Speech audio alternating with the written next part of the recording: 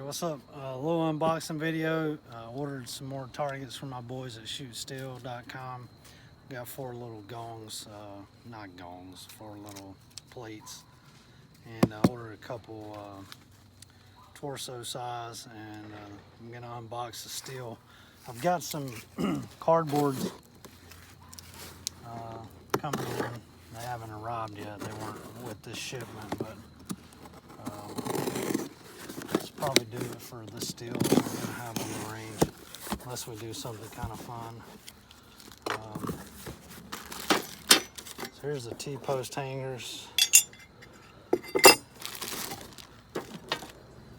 3 of those. They had a little package where you got 2 T-post hangers and 2 of the torso targets. This is a thinner steel than cool. So they sent me that. We'll do some stencils on the IPC target. So I think that's what they're called. Maybe not. IPSC. Don't quote me. I never shot competition because I went one time and put my pistol up in the air and they freaked out. So I didn't go back. Just tells about maintenance, how to shoot it, what to shoot with it. We're mainly shooting pistol ammo because it's not a very big home range. I mean, we can go across the yard and stretch it out for the rifles, but we're just going to utilize this for pistol.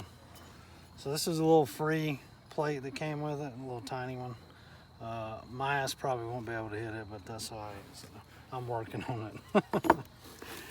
And there's 2 of these. Heavy AR500 steel. I think these are 3/8. So there's 2 of those. Package was 2 of these, 2 of the hangers, and this is a little bonus extra for like 160 bucks or 165 bucks. And I added an extra one of these. I might put this on a T-post, and I've got, like I said, 100 cardboard targets coming. So you'll see these on the range. Go check shootsteel.com out. They're our boys.